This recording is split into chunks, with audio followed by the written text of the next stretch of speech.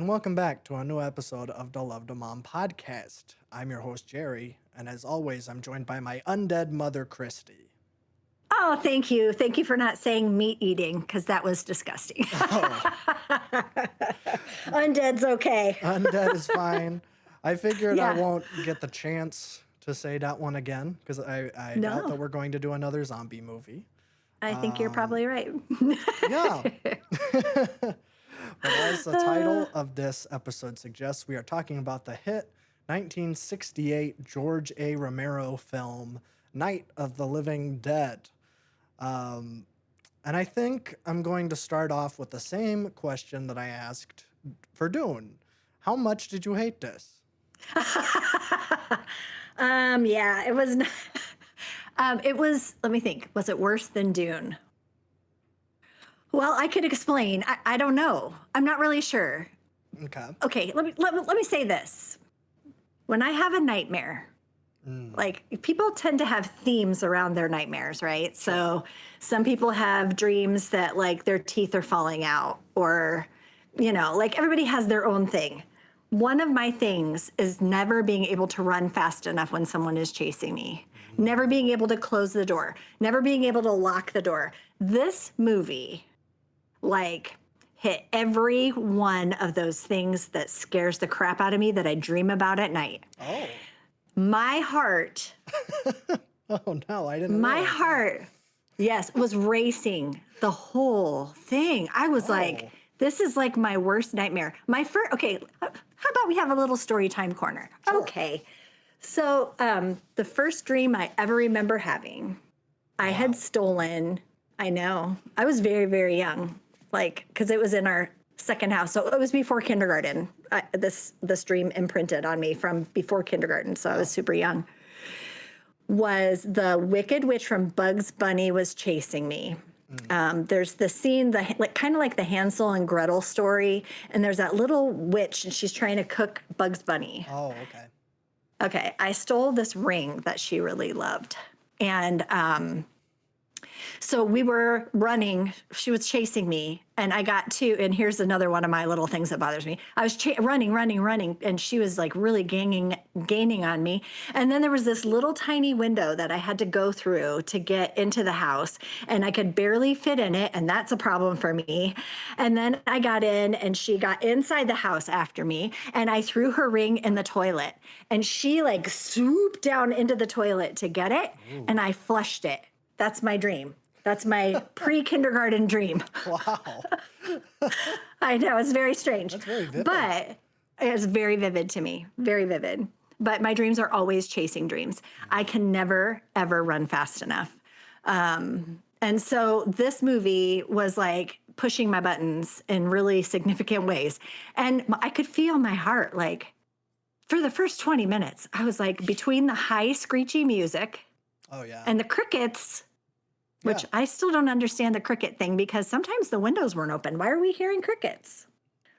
And I don't then know. it's just like the pitch, whatever that pitch was, which I mean, it was all incredibly effective. I want to say it was very effective and it did the thing it was supposed to do. It just happened to hit me in a spot that is like my worst fear. Oh man. So, yeah, Oh man. Okay, I I didn't know. realize that. but it's Uh, okay. I mean, it didn't kill me. It didn't kill me. no, I'm still here. It's fine. I'm just hoping I don't have a nightmare tonight. I hope so too. We'll see. Wow. Maybe I need to watch some like light, fluffy cartoons or something before There I you go to go. bed. Yeah, that would Okay. watch some Bluey. Bluey would be great. In fact, I think someone had recommended a Bluey to me that's about like bedtime or something. So maybe Oh, maybe I'll watch that. there you go. Okay, I would like to know how you feel about this movie. Okay, so yeah, I really like it. I think it's Hmm. a great movie. I will say out of the Dead trilogy, this is my least favorite. Mm, But this is like very clearly George Romero like figuring it out. And mm, that's something that I really want to talk about here. And it's something that hmm. I've been thinking about for a while as someone who's interested in history, where I'm Yeah. like, there's so much of like folklore that we don't know like who created it or whatever, where it's like, sure, we can attribute Dracula to Bram Stoker, but was he really the first person to like come up with the idea of the vampire? Where it's like there's a lot of stuff like that, where it's like maybe we know the famous example of someone who just kind of like wrote down what everybody's been doing. Sure. Um, but that's what makes zombies kind of unique because it's George Romero's thing. Like Oh, really? this is the first zombie movie ever. Huh. Wow. Which is kind of funny to say because I don't know if Hmm. you noticed this. They don't say zombie in the movie at all. Right. They Yes, I call did them notice that. ghouls, Uh-huh. Ghouls. Yes. which I think is Yes. funny. Technically, there are Huh. like other movies that use the word zombie. There's like a movie from the 30s that's called like I Walked with a Zombie. Mm. But before this movie, zombie meant something completely different, and that is like a voodoo kind of like Central American slash Caribbean thing, where it's like witch Oh. doctors would resurrect people, and then they would just kind of be like slaves to like these shamans or something. Um, and so that context is basically gone. Like that's not what zombie means anymore. And now it is just like the dead rising for sometimes no particular reason. We don't really know Hmm. what the reason is in this movie. There's a lot of like, they bring up like radiation from Venus, but also they're like, well, no, we haven't actually proved that yet. That's just like the leading theory. And as the trilogy goes, it's like never explained. It's just like Mm. something that happened and we don't know why, which I love. Like, you don't need to explain it. Like, it's just happening. Hmm. And the important thing is, what are we going to do now that it is going on? Um, and so that's why I think like this movie is, well, it's obviously very special. I would argue it might be the most important horror movie of all time because Mm. it like revolutionized like folklore, modern folklore, which kind of seems odd to say, but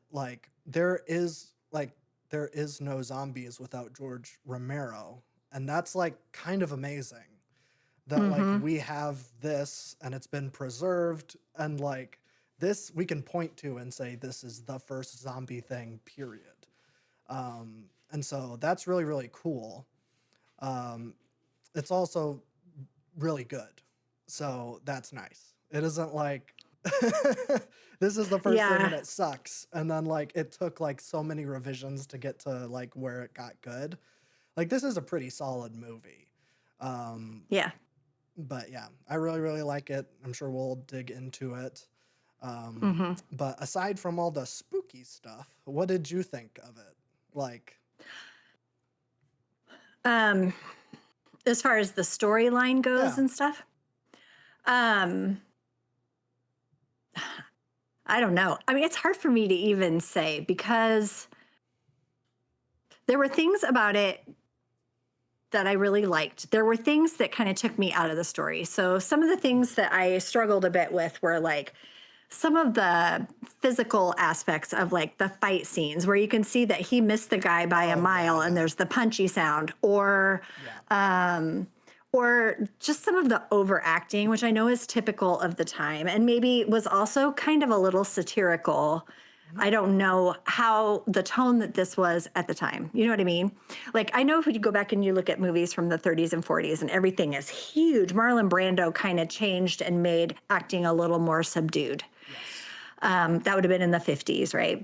hmm, But this felt in some ways, there are some people in this movie, specifically Barbara, who I'm like, dude, tone it down a little bit. Like, and so a yeah, lot of times when she was on the screen, I was like, oh, you're kind of taking me out of it, Barbara. You're going a little too hard there. hmm, But that being said, like it made me think, we're seeing the family in the basement. She's sick. It's like, oh, something bad's gonna happen here. Like, yeah, but he did a really great job of like I wasn't really sure how it was gonna end.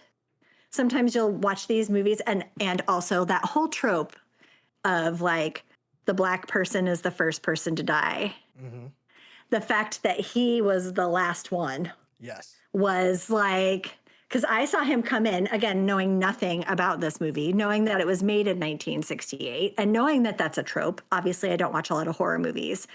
I saw him come in, I'm like, oh, he's going to die. Yeah. I was shocked that he made it through the whole movie. In fact, was the last one. It was the voice of reason. You know, like, he was the one that was thinking clearly in this movie and was, you know, like trying to corral all these people who all had different ideas. And then this woman who's practically comatose sitting on the couch looking at lace. Why did she keep looking at lace? Saw a spooky skeleton. Huh? She saw a spooky skeleton. Well, yes, she did. And it was spooky. And I read somewhere that those eyes were ping pong balls.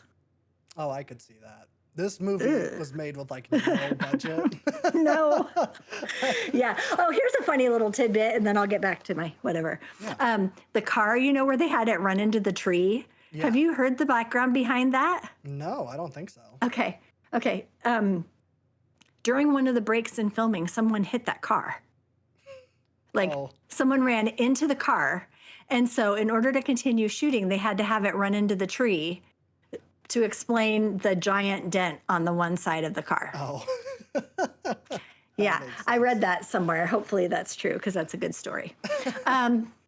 Anyway, what I will say is that I thought the story was compelling. I thought it was incredibly creepy. Yeah. And I'm noticing things like the lighting, the fact that they chose to do it in black and white. And you may have more information about this kind of stuff, but the drama that comes with black and white is really, I kind of sat and thought, like, what would this have the same impact if it were in color? I don't know that it would. I don't know that it would. I thought the black and white choice was very dramatic. Like I said, the music at the beginning was this specific pitch that kind of matched those crickets that were happening. It was like this shrieking, shrill, sustained note through large scenes of the movie. That's just disconcerting. It kind of throws you off your game a little bit.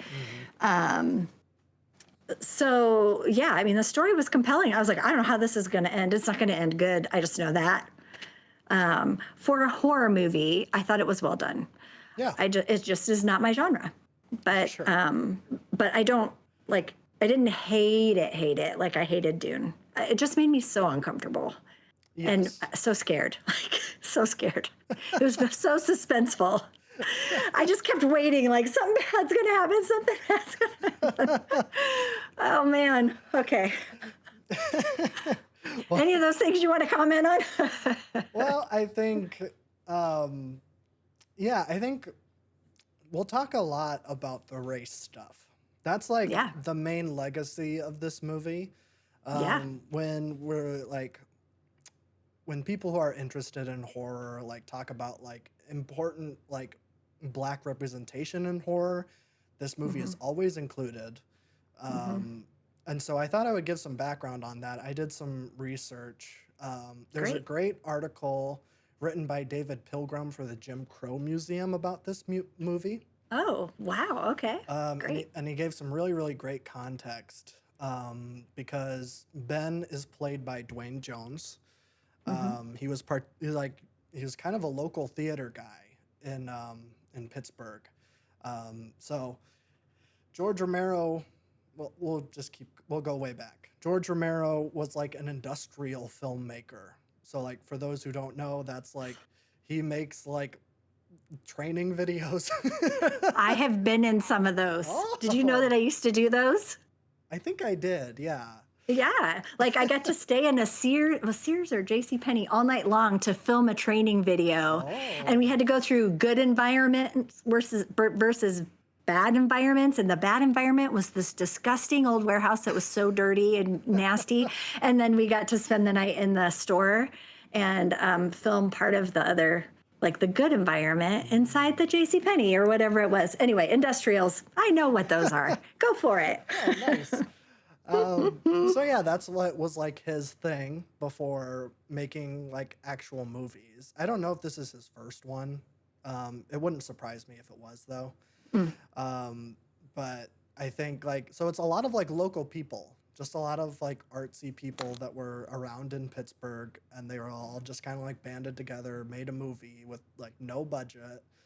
Um, and so like when George Romero and John Russo, who we won't talk about because he's a hack, but Oh, when they wrote this movie, they didn't have in mind that Ben was going to be a black character. mm-hmm. I think originally it was like, I guess the article says that he intended to hire a white actor, but I've always heard that like he didn't really have a race in mind. I don't know. I saw something about that too. And it just said that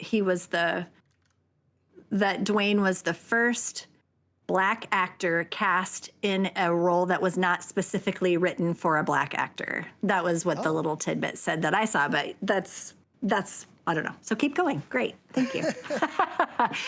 I'm confirming what you're saying yes, is that the role was not originally written for a black character and yet he was cast. Yes. yes. And so I think like he auditioned, and then George Romero was like, "Yeah, he's our guy, obviously."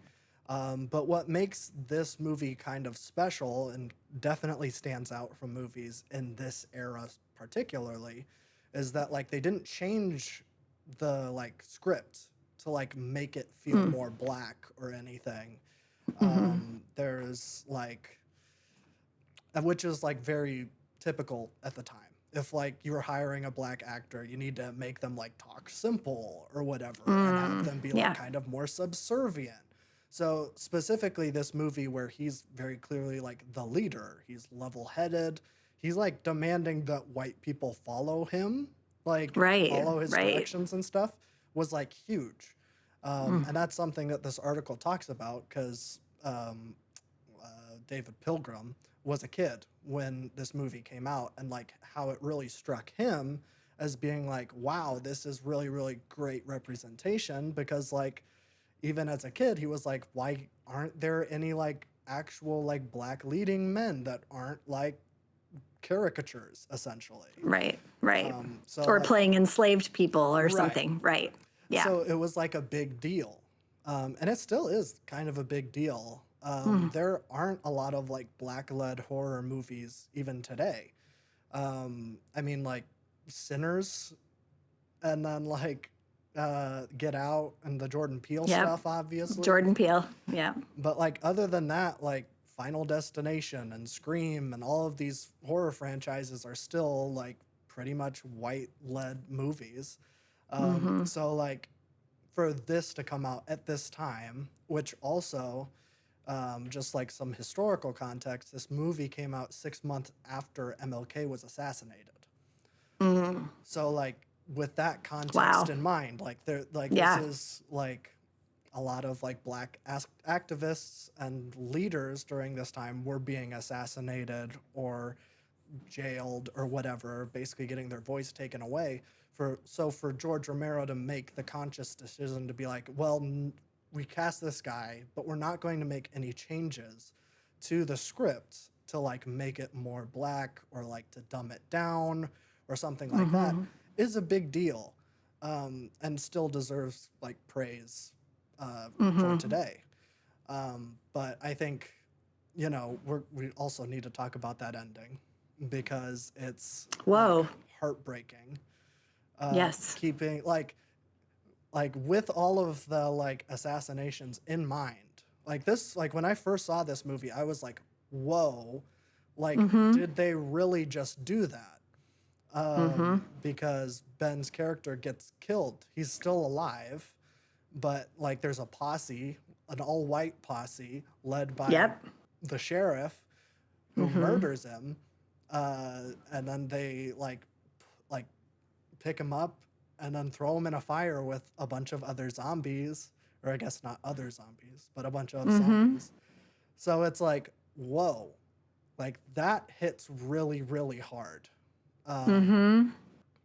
and like there's smarter people than me that can like break that down. Oh geez.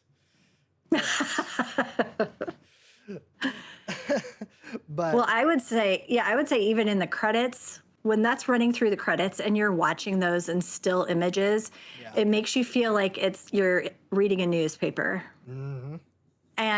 And the style was just, it just socks you in the gut because it feels like, oh, I don't know.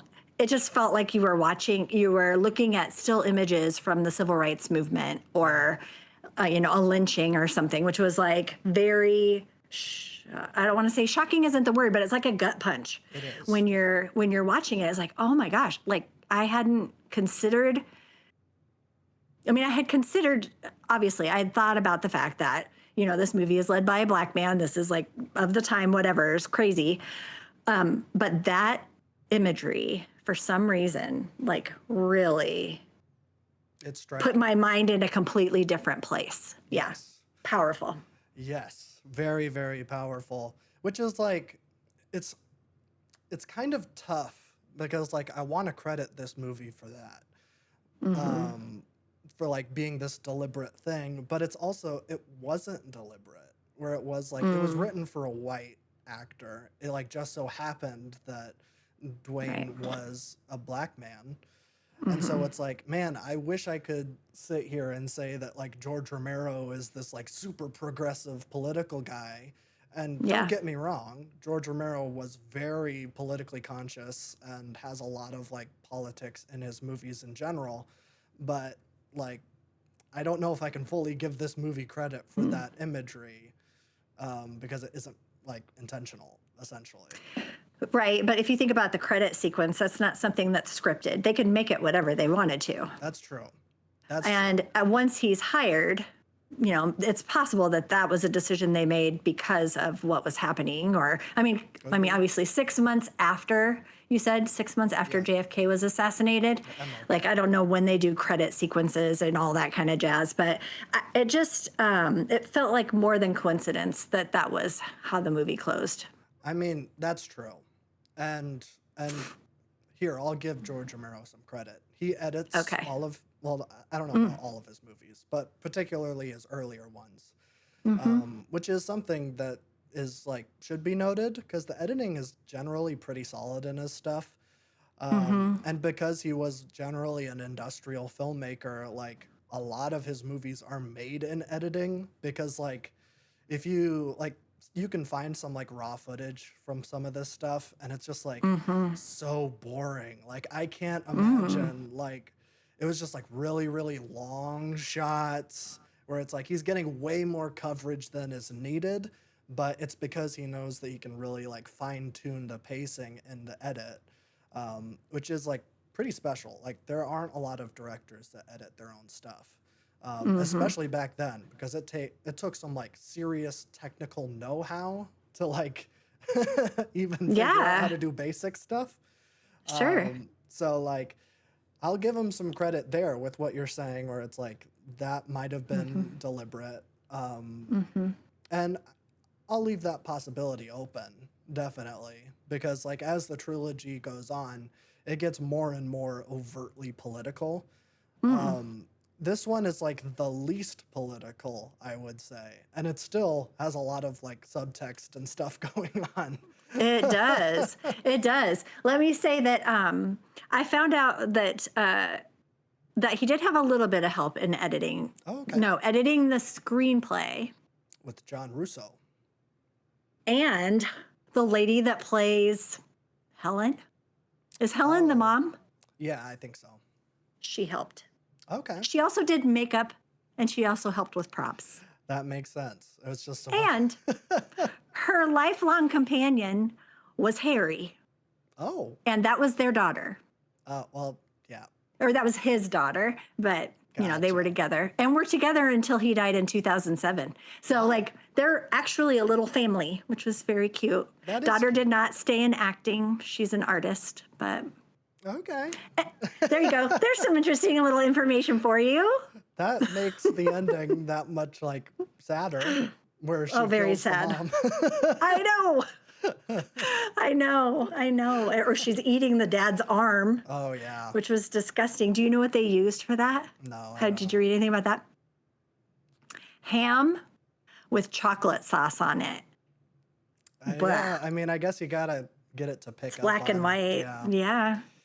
Yeah. Gross. Yeah, I would say that like the blood and gore effects are pretty bad in the first two.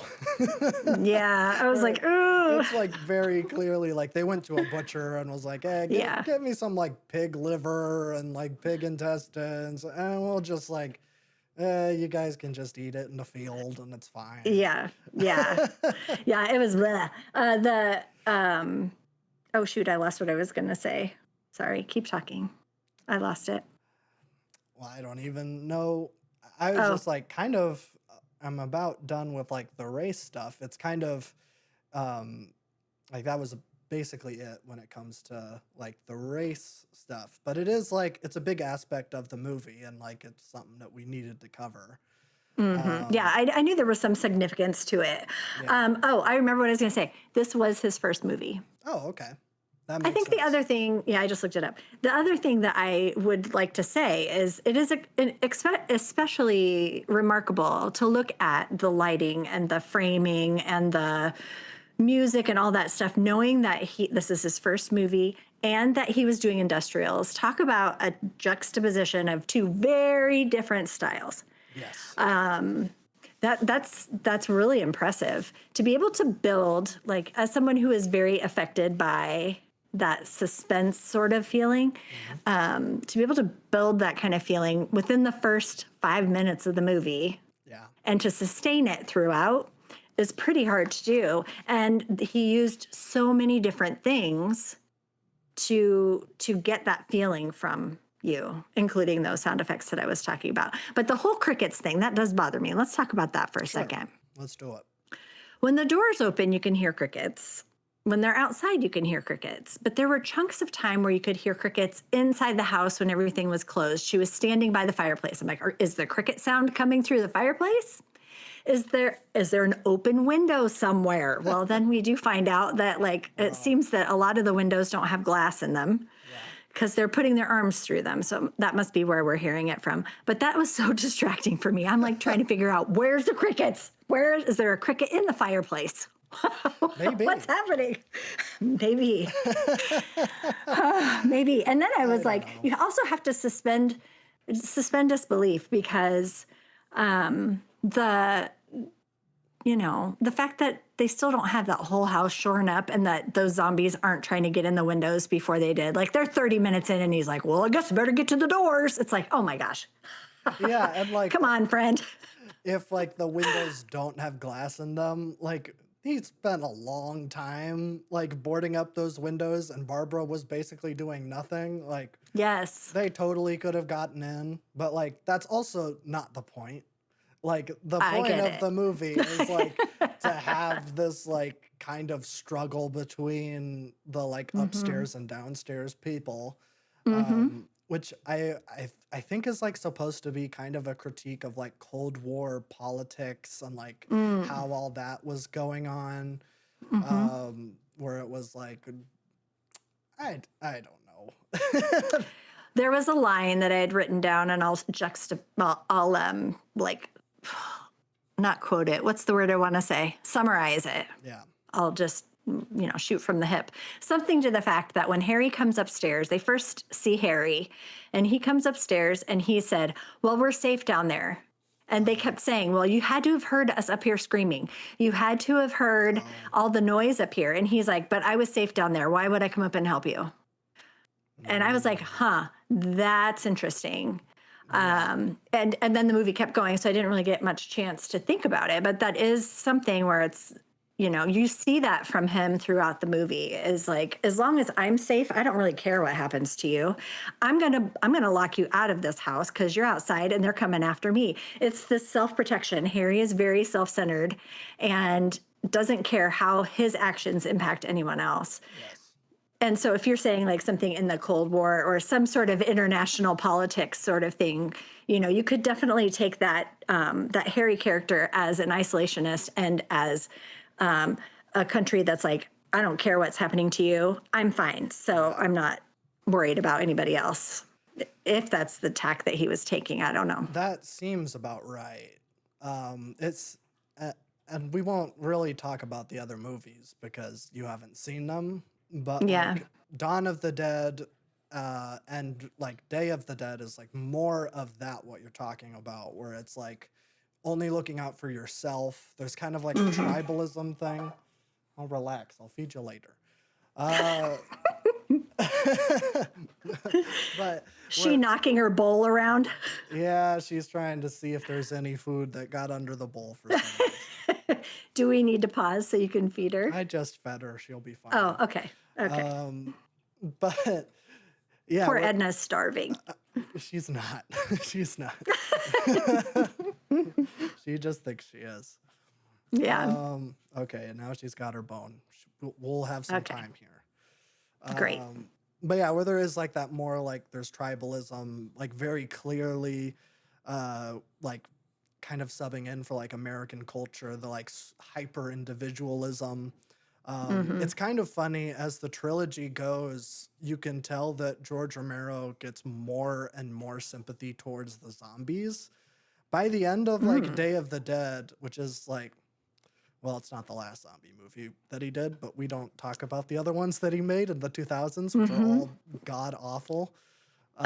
Um, like, I think I saw Land of the Dead and I was like, this is the same guy? Like, it was Oh, shockingly bad. really? Yeah. And then I was looking for spooky movies to watch for Halloween, and I saw that there was another one that he made in like 2011. I'm like, what are you Hmm. doing? Like, Hmm. I don't even want to bother.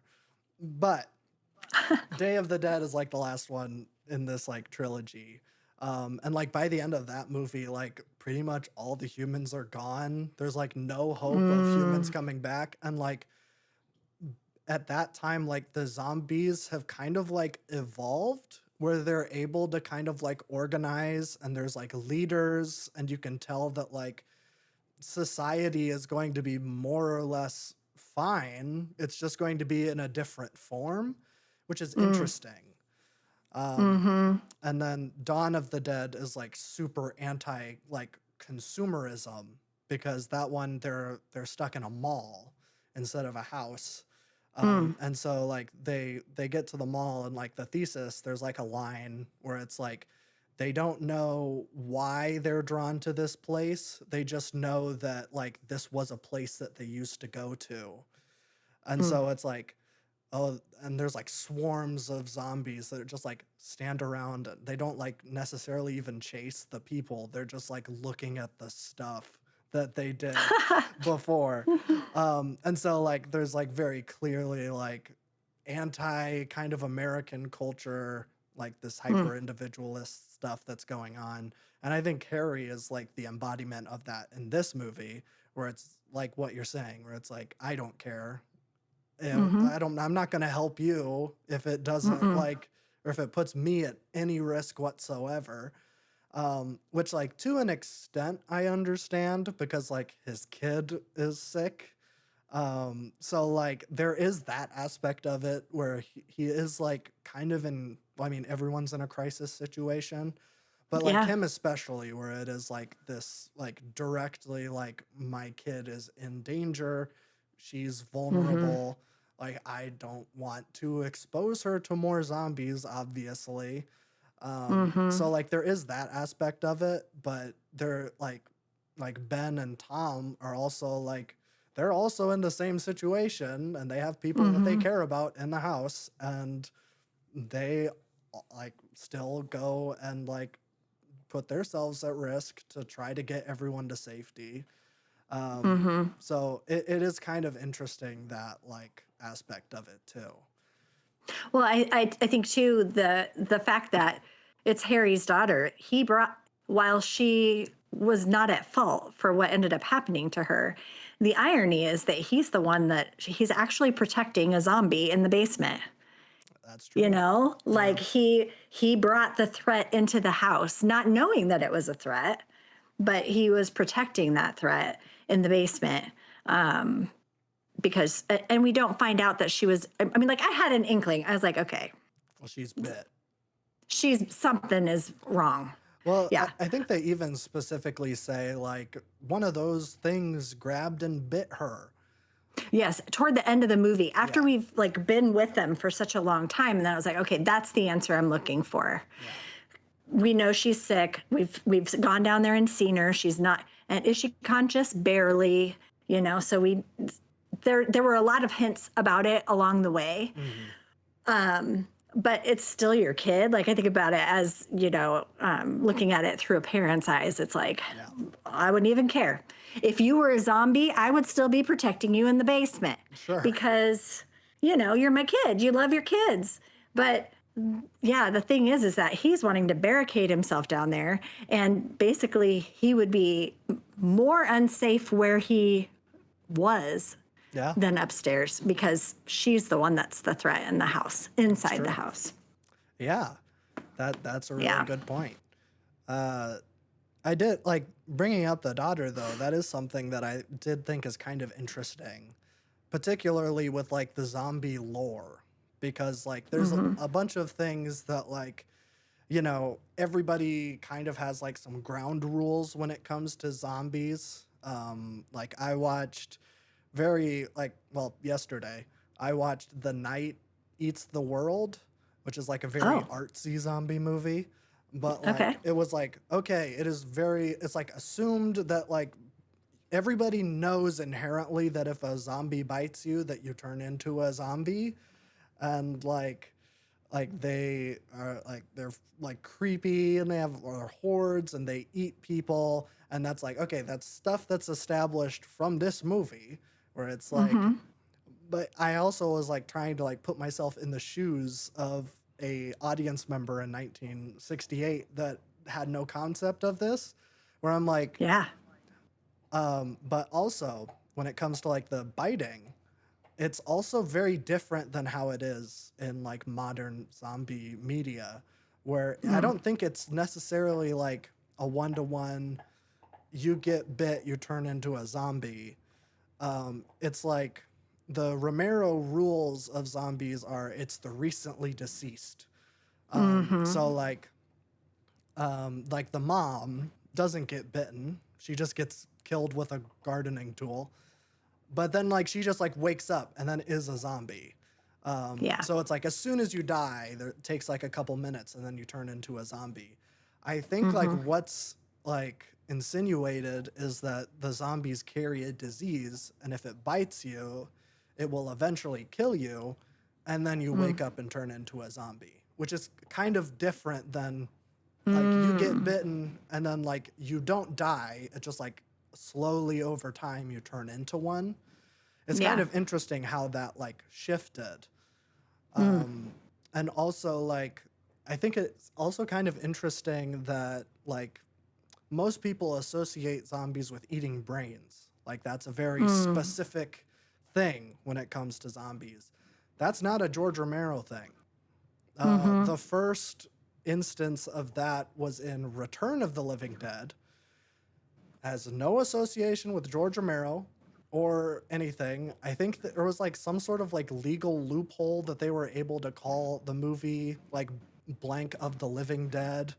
There's like some Oh. sort of like rights because like the other Dead trilogy movies don't have Living Dead. It's just Dawn of the Dead, Day of the Dead. Mm.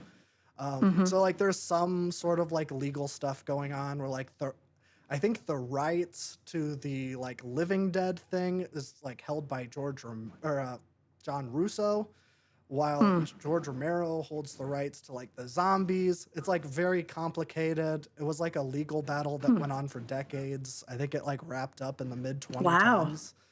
2010s, which was like right before George Romero died in 2017. So like this was just a long thing.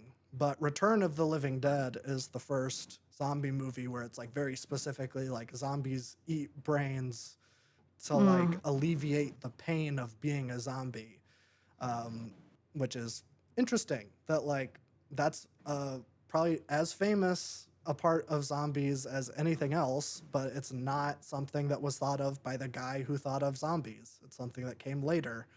Um, Mm-hmm. but I will take this opportunity to shout out Return of the Living Dead because it rocks. Um, and like Okay. we talk about like nihilism, like that is like Mm. Well, first of all, it's an 80s movie, so it's very punk rock too. But it's like so like oh, super edgy, super dark.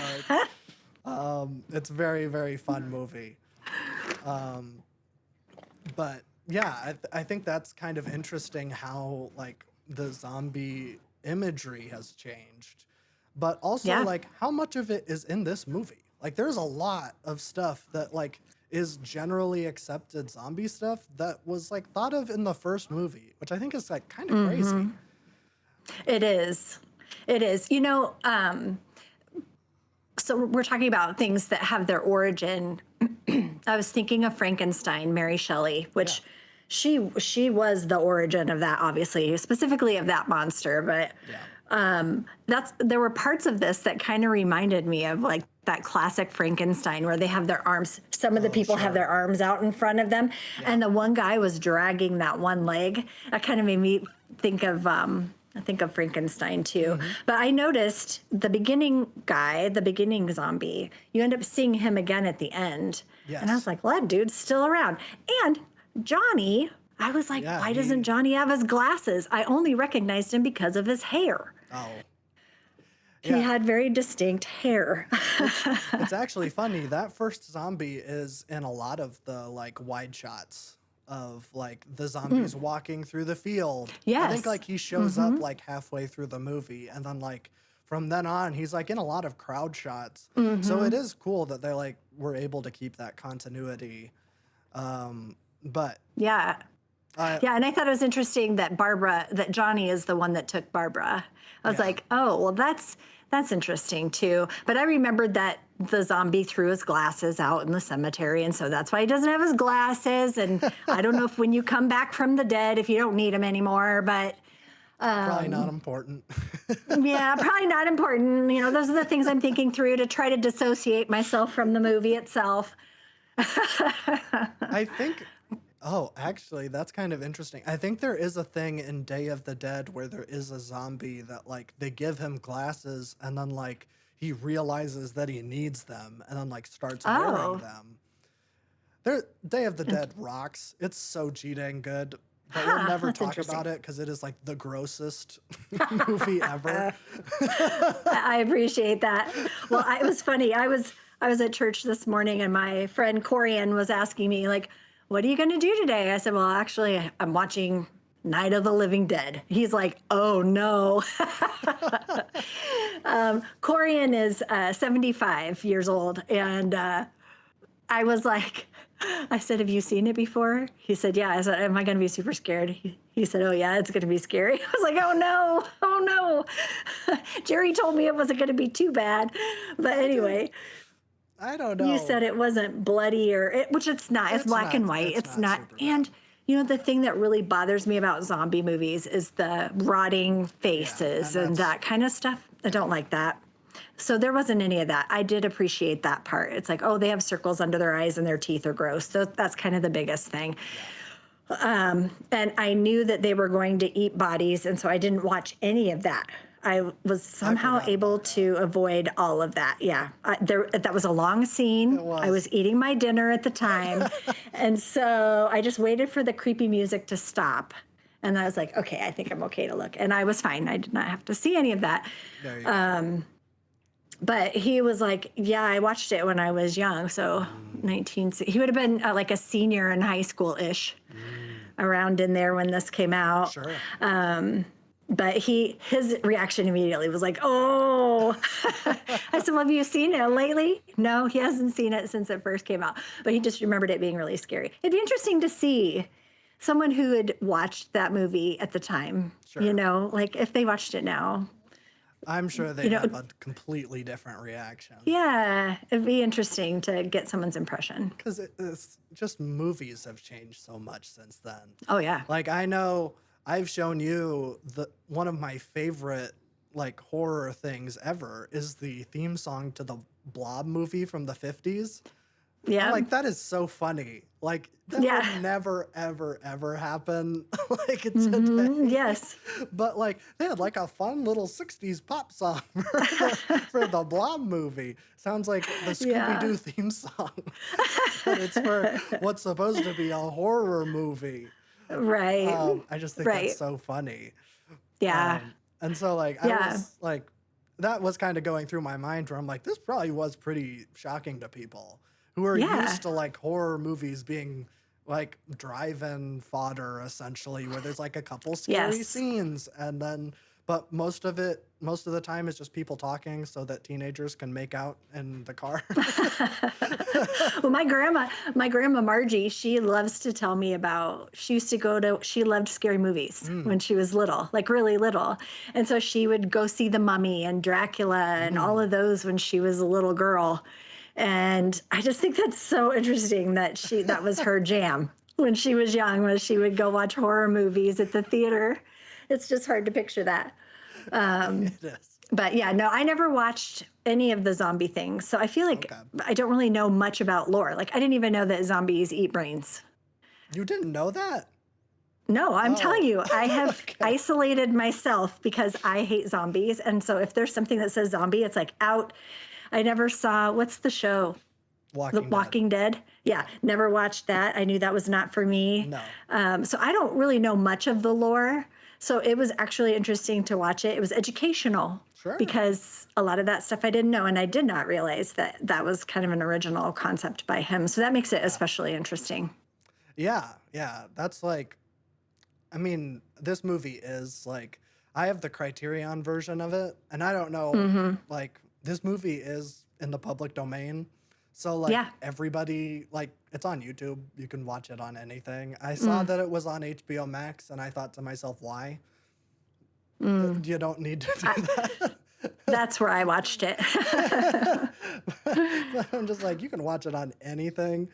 Hmm. But the Criterion version opens. This is like a specific restoration done by the Museum of Modern Art.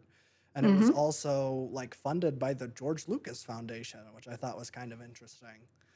That is Um, interesting. but that like I was like, no, that doesn't totally make sense. Like, I don't see George Lucas being a horror guy, especially. Hmm. But like, as someone who's interested in like definitely the technology that goes into filmmaking, like, it makes sense for someone like him to be like, this is a movie that is worth preserving. Hmm. Um, and so I'm like, that's cool that like Yeah. there's like active efforts being made to make sure that this lives on and like a pretty like I was what like the restoration looked great on the Criterion So version. I think that, well, in the credits of the one on HBO, it also had a mention of the Oh, okay. Museum of Modern Art and stuff. So I wonder if that's the version that they have on HBO. It usually is. Um, Did it start with yes. the Janus Films logo? It's like the Yes. coin. Okay. Yes. I Here's a think so. here's a little tip for anybody. Yeah. If the Janus film logo plays before a movie, it's a great movie. Like, I Mm. don't know what Janus Films is, but they do like a Hmm. lot of like really, really great work in preserving like classic movies. I Oh. think I did see that like they just got like bought out by I don't remember who it was. Like they just got bought, and I'm like, who's talking about like don't mess with Janus Films. Like they rock. Don't ruin it. No. Okay, here. I got it right in front of me here. And Okay. it's from their website. Nice. Um, I don't have my Get your glasses. peepers out. Okay. I don't have it over here, so I'm going to do the best I can. Founded in 1956, Janus Films was the first theatrical distribution company dedicated to bringing international art house films to U.S. audiences. Oh. It handles the rights in all media to an extensive library that includes the work of Michelangelo, Oh. Ingmar Bergen, Fellini, a whole bunch of other people that I don't know their names. It handles rights in all media, and its library has grown to more than 1,200 films. That makes sense. And Yeah, it is based in New York. it does seem like like a lot of foreign movies that I watch have the Janus Films logo, so that makes sense. Yeah. Like I remember, I Yeah, go ahead. remember, like I was showing Babby, who does all the boy time stuff with me. We were watching the movie Yes. House, which is a Japanese horror movie, which is absolutely crazy. Like I don't even think that movie is scary. It's just absolutely nuts. I think I described it to him before we watched it. I'm like, this is a horror movie that was edited by Tim and Eric, and he's like, okay, well, I'm down. I want to see that.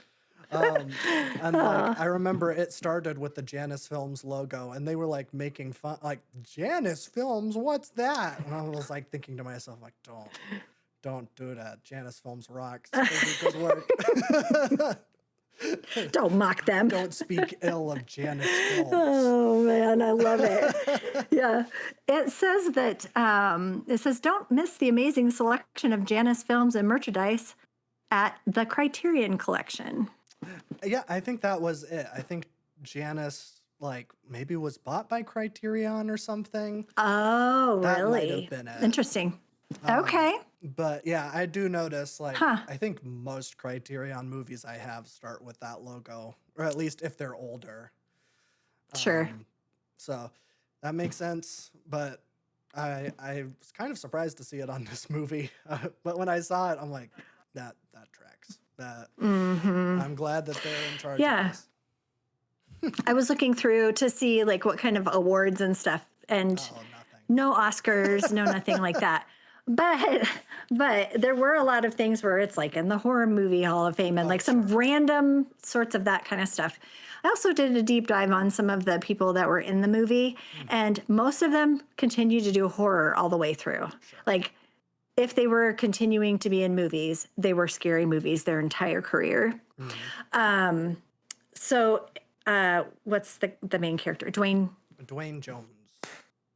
Or Ben. Did you get it? Oh, dang. So close. I thought I did. I must have just stunned it. I'm sorry. Okay, I got it. It's a little gnat. Ugh. I don't like that. Those are irritating. Okay. He ended up being a professor of the, in fact, Yeah, I let me saw pull that. this up. Yeah, at the, let me find him. Where are you, Dwayne? Where are you? Okay, he was the head of the theater department at the State University of New York at Old Westbury College. Wow. Yeah. So, pretty sick. and it was interesting. There was a story out there that said that he was with his students.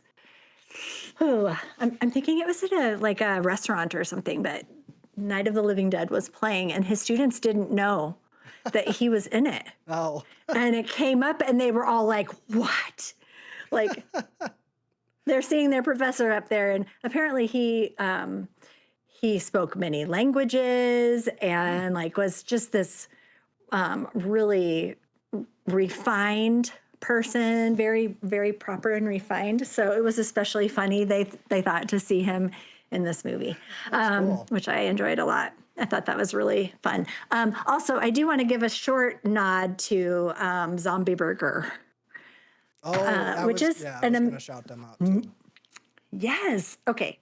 I hate zombies. We've established. Yes. However, there's a restaurant here in Des Moines that is called Zombie Burger, and they had 2 locations. Now they only have one. They closed the one in the mall. That makes me they very did? sad. Oh. Yeah. I know, it's a bummer. They were always busy. I don't know why they closed it. I think it was because of like getting enough help. Anyway, Maybe. all of their names of their burgers have names that are nods to horror movies. And my favorite, my very own favorite Named after this burger from Zombie Burger is They're Coming to Get You, Barbara. Now, I never knew the context for that. When I heard them say that at the beginning of the movie, I was like, oh my gosh, Zombie Burger. But let me tell you about the Zombie Burger that is They're Coming to Get You, Barbara, because people just might want to know and come to Des Moines and get a zombie burger. It might be the most famous like restaurant here, or in Des Moines. 100%. I don't live there anymore, but yeah. 100%. Yes. Anytime anybody comes into town, Zombie Burger is the place they go. Yeah. And in fact, I was doing a quiz on Sporkle, which is a trivia website. And in my crossword was famous restaurant in Des Moines, Iowa. You better stop there if you go. and it was zombie burger was the answer. So yeah, It's really good. it's fabulous. Yeah. It is really good. But the whole inside of it is zombie. Everything like blood on the walls and, cartoony sort of zombies and like life-size mannequin zombies. And like they really, they lean into the zombie theme. And they're coming to get you, Barbara. And they're kind of known for over the top too. Yes. Okay. Yes. Okay. So they're coming to get you, Barbara, is a grilled cheese on top and a grilled cheese on the bottom. And then 2 burgers, cheese, sauteed onions. Is that it? That might be it. Yeah, I think that's it. And then they have like a special zombie sauce on that. You always get the undead Elvis. What's on the undead Elvis? I don't get the undead Elvis. I get the Dawn of You the don't? Dead. Oh, you get the Dawn. Okay, you tell me what's on the Dawn of the I Dead. get the Dawn of the Dead. This is actually funny because this is like my go-to burger. Whenever I go to a burger place, I always get egg on burger. Yeah. For those who have not had an egg on a burger, you need to try it the next time you find a restaurant that offers it because it is life-changing. It has been for you. It has been for me. And the first time I had egg on a burger was at Zombie Burger. Yeah. And like it feels kind of quaint now, but it's a burger, cheese, bacon, and then an egg, and then I think there's like a mayo or something that's on it. But I always get it without the mayo because I don't mess with that. I think it's the zombie sauce. Zombie sauce? Yeah. That sounds right. Yeah, it has mayo in it for sure. But that's what I always get. And so, yeah, that's my go-to, and it is one of my favorite zombie movies. So it is. It's very fitting. So that works for you. So I'm going to tell you some of the names of the burgers Yeah, because they're good. Please do. And you might know what a lot of these are. Yeah, 28 Days Later. that's just the name of the movie. Okay, the cremator. The That's a new one. the cremator. Like, yeah, like a crematorium, but it's cremator, and it has ghost pepper cheese on it. Oh my gosh, I have to go get that. That might be That's Return of the new. Living Dead. Listen to this. Oh my gosh, I have to go get this. Next time you come down, I haven't been to Zombie you ready? Burger in forever. Yeah. Ghost pepper cheese, onion rings, fried jalapenos, chipotle mayo, and house hot sauce. Oh, spicy burger. See, it's going to set you on fire. That's why they call it that. They're smart. Okay, They're coming to get you, Barbara. Oh, it also has bacon on it. That was the thing I forgot, was the bacon on the They're Coming to Get You, Barbara. The Dawn of the Dead, which you talked about. There's the Walking Ched. This is another one that they're really known for. Yeah. Walking Ched, because it has breaded and deep fried macaroni and cheese as the bun. It does. Yeah, those are the buns. You maybe go here like once a year. It is like so bad. Yeah. For you. But Yes. like, Yes. The Undead Elvis, if anyone was interested, this is the one I got mixed up. Peanut butter. I haven't tried this one. Peanut butter, fried bananas, bacon, American cheese, egg, and mayo. yeah, no. I mean, peanut butter and mayo just sounds disgusting I together. understand that Elvis did the peanut butter banana sandwiches. but, Yeah, he did. That seems a little bit far. That sounds gross. Okay, Army of Darkness. That's not even a zombie movie. It's not. Then there's one called Well, I wondered about the Undead Elvis. That must just be. Well, when I googled Undead Elvis, something did come up that wasn't Zombie Burger. So there must be something out there. Trailer Trash Zombie. Juan of the Dead. Oh. Juan of the Dead has Monterey Jack cheese and green chili cheese croquettes. Sarah's Revenge. Is that something? That doesn't stick out to me. Mushroom Apocalypse. Yeah, here's the nice thing about Zombie Burger too, just let me say. Their Brussels sprouts are amazing. And also you can get any of their burgers with burgers. They need to pay me for this, by the way. should. Burgers and chicken, and you can also get giant portobello mushrooms if you're a vegetarian, which I appreciate because I get meated out sometimes. So I love the They're Coming to Get You, Barbara, with portobello mushrooms instead. It's delicious. Okay, anyway, that thrilled me. because I never knew what that was about. So now when I say it, I'm going to remember people eating ham with chocolate sauce on it. Gross. Well, don't think about that. Think about the I weird won't dude think at about the that. graveyard.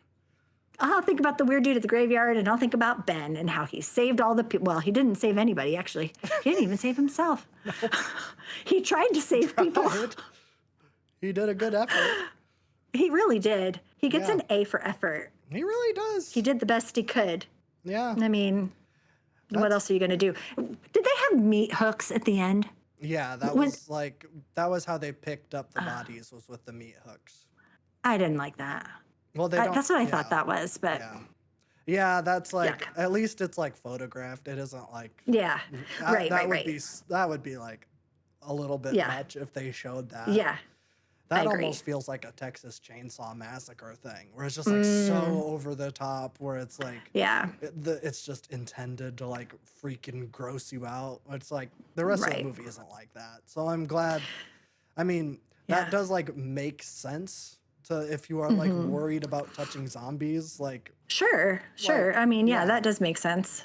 Yeah. I think here's something I want to say is that this movie is a great example of how you can elicit real fear without being disgusting all the time. Yeah. You know what I mean? Like sometimes I feel like all the blood and guts, while some people are like really into that, and that's cool, whatever. Do your own thing. For me, I would think that the whole idea is to I mean, you can appreciate the art form and the special effects that come with that sort of stuff. But to me, if the idea is to elicit fear, this movie is a great example of you don't really need all that to elicit fear. Like the lighting and that sense of dread and anticipation. And it's not like these guys are running fast. It is just the idea that there's something outside these walls that you are trying to seal up every crack. And, you know, it is frightening.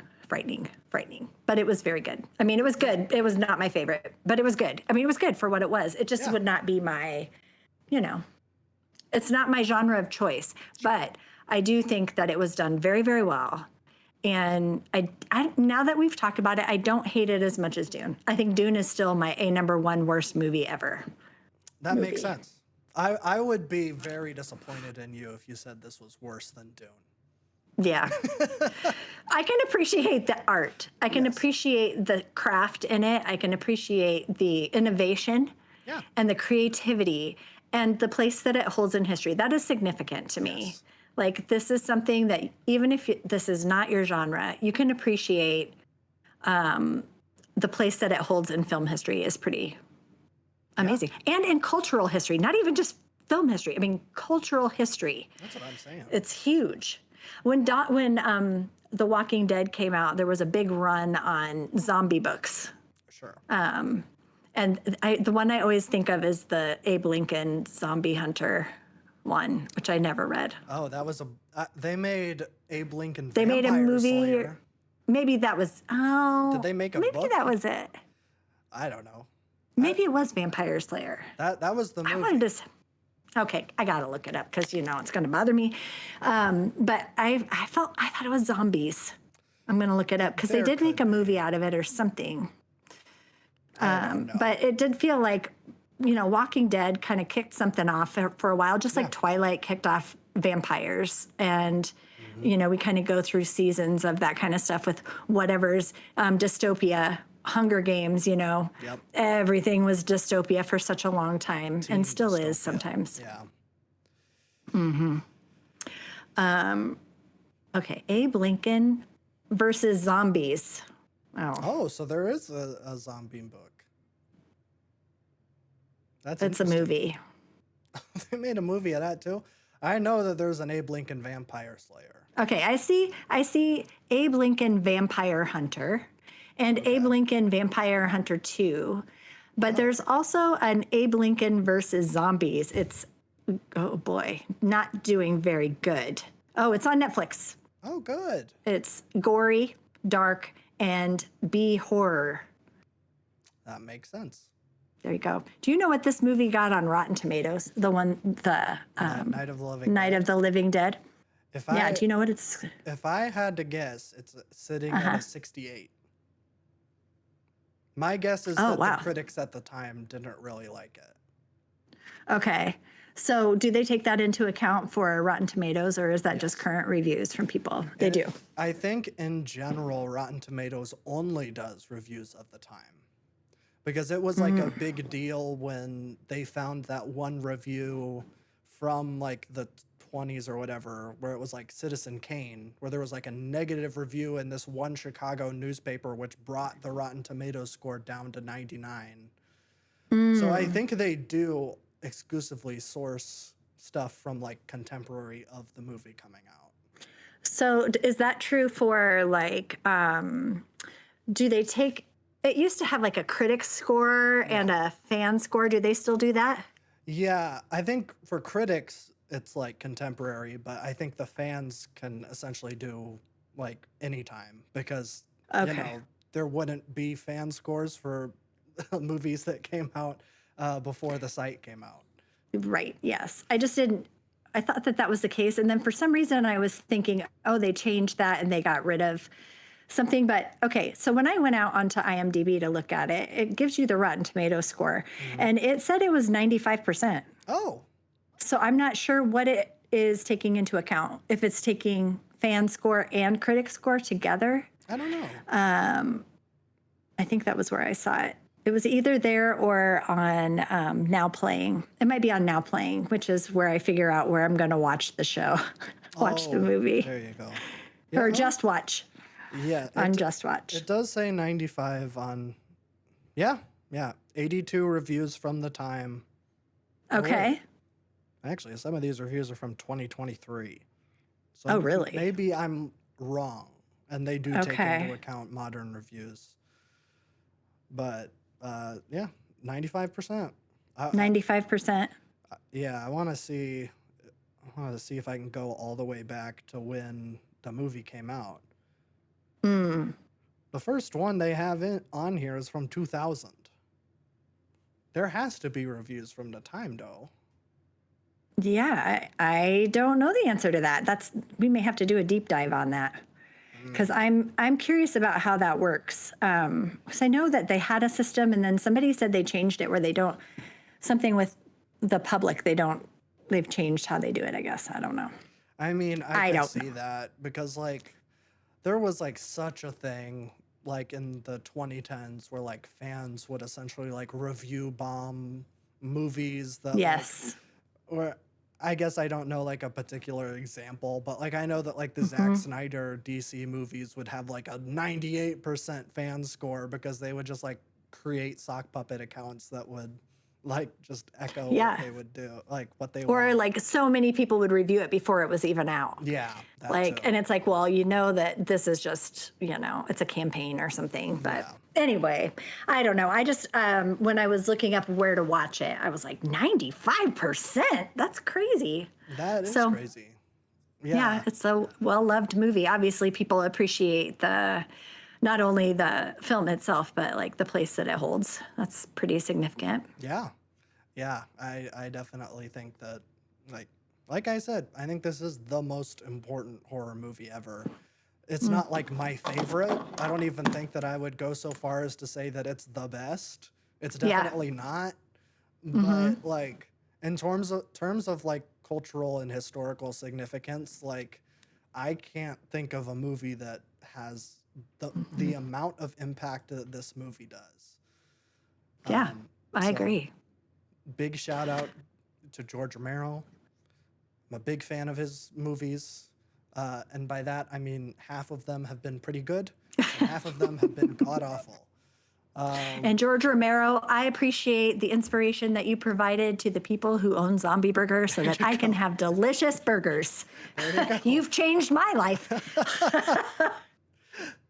Um, but yeah, if you've just seen Night of the Living Dead, check out the other ones in the Dead trilogy. Dawn of the Dead is my favorite.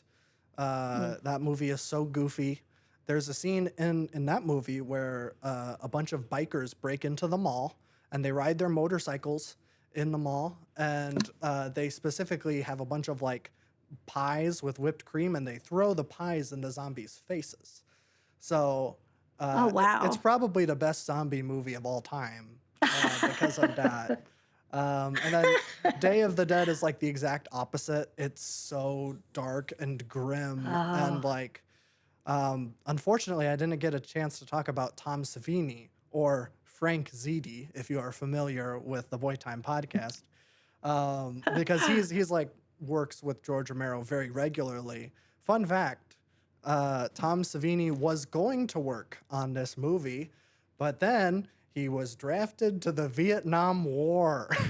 oh, wow. That's a dark turn. Yeah, so didn't get the chance, Wow. but Oh, he worked on Dawn of the Dead and Day of the Dead, and then went on to do a bunch of stuff. Worked on the first and fourth Friday the 13th movie, and then oh, worked a wow. lot with Robert Rodriguez in the 90s and 2000s.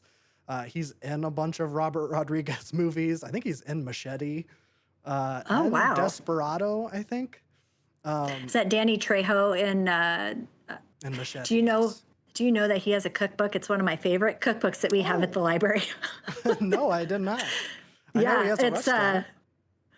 oh, well, maybe it's the recipes from his restaurant. It's a beautiful cookbook. If anybody gets a chance, go out and check it out. It's a Could good be. book.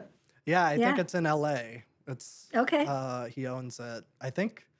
I don't know the story of it, but I know that it's his restaurant that's out there. That's cool. Yeah, Yeah, it's cool. but big shout out.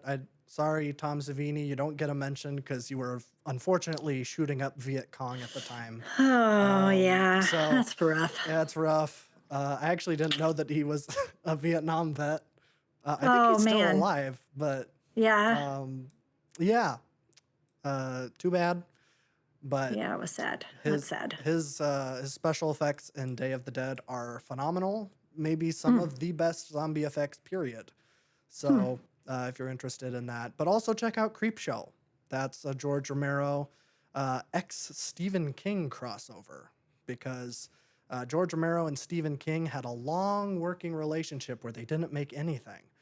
Uh, like I think the thing was like George Romero and Stephen King were friends and like they were always like we need to work on this, but then like licensing stuff, like it just Mm. never really worked out. The only thing that they did together was Creepshow. But like Huh. after that, like George Romero like tried to make a bunch of Stephen King adaptations and it never really happened.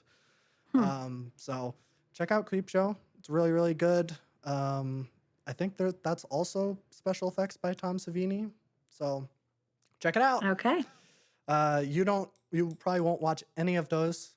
No. Dawn of the Dead is funny, but it's also more gory than this movie is. So unfortunately, we will probably won't do that one. No, we won't do that. In fact, it made me think back to like what kind of horror movies. This you're gonna laugh at this. A horror movie that well, I consider it a horror movie, but most people probably don't. Gremlins. Oh I yeah, that's a horror hated movie. I hated Gremlins so much. It was so scary to me. I saw it like the first time I had my eyes closed most of the time. My little sister and my little brother just watch it like it's nothing. And I'm like, nope, I'm out of the room. And then I'm like, oh my gosh, why was I such a wimp? I've just always been a wimp. It's just who I am. It's probably Yeah, because I had that scarring nightmare when I was a little kid and it's maybe. messed with me my whole life. I Although don't. that wasn't a gory dream, it was just scary. No, it's just scary. I Yeah. no, I don't think. I mean, I think Gremlins is a genuine horror movie. The Hmm. sequel definitely is not. Yeah. It's like very clearly a parody of the first movie. Hmm. Which that's like a big blind spot for me. I really need to see Gremlins 1 and 2 because there's just there's so many recommendations that people tell me that I should. Really? Yeah. Really? Yeah, it's Huh. like it's still a thing. It's still in the conversation. That is surprising. Yeah. Yeah, but Hmm. there's like I forgot who did the effects for that one, but like very prolific special effects guy. I think John Carl Beekler did the effects for the second one. Don't quote Hmm. me on that, but I'm pretty sure that he is somehow involved. He's also You might have to do a recollection correction corner next time. I might need to, but well, actually, he probably didn't. John Carl Buechler was the special effects guy for Empire Pictures, which means that he did the special effects for movies like Ghoulies or Oh the yeah, Garbage Pail Kids movie. I didn't like either of those. You've seen the Garbage Pail Kids movie? I didn't like the Garbage Pail Kids. Oh, okay. That was huge when I was a kid. And everybody's like, oh my gosh, they're such a bad influence on children. I'm like, guys, come on. Yeah. They're, oh my gosh. just- People took things way too seriously back in the day. Back in the 80s. Like that's something that's so funny because like the violent trading cards thing was a thing long before the Garbage Pail Kids, where it's like Mars Attacks is based on old Tops like trading cards where just it's like little trading cards where aliens are blowing people up and vaporizing people, and like that's from the 50s. I mean, what they were saying was they're teaching kids bad behavior because the kids are farting and that kind of stuff. I worked at Toys R Us at the time when they were really big. I spent a Christmas season at Toys R Us, and I just remember parents being really hot about, it's teaching kids bad behavior, just like the internet does now. It sure does.